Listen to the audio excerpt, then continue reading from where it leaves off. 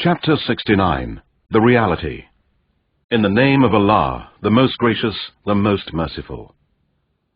The sure reality. What is the sure reality? And what will make you know what the sure reality is?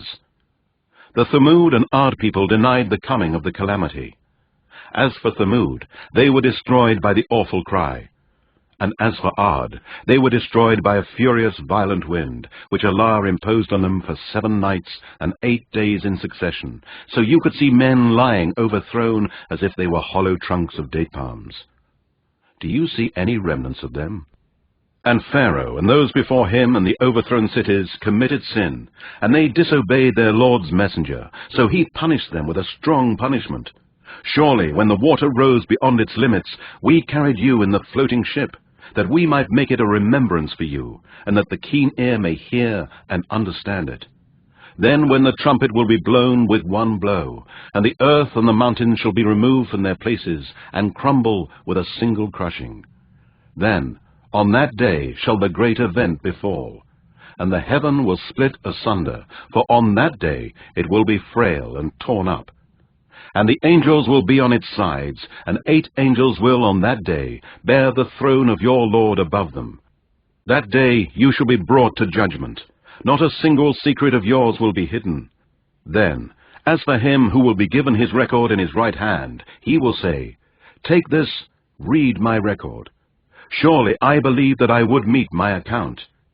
So he shall be in a life well-pleasing, in a lofty paradise, with fruit in bunches which will be low and near at hand. Eat and drink with ease for that which you have sent before you in days past. But as for him who will be given his record in his left hand, he will say, "I wish that I had not been given my record, and that I had never known of my account. I wish that it would have been my end. My wealth has not availed me, my power and arguments have failed me." It will be said, "Seize him and fetter him, then throw him into the blazing fire, then fasten him with a chain of which the length is 70 cubits. Surely he did not believe in Allah, the Most Great, and did not urge the feeding of the poor, so he has no friend here this day. Nor any food except filth from the washing of wounds, none will eat except the sinners and disbelievers. So I swear by whatever you see, and by whatever you do not see, that this is surely the word of an honored messenger. It is not the word of a poet, little is it that you believe. Nor is it the word of a soothsayer, little is it that you remember. This is a revelation sent down from the Lord of mankind, jinn, and all that exists.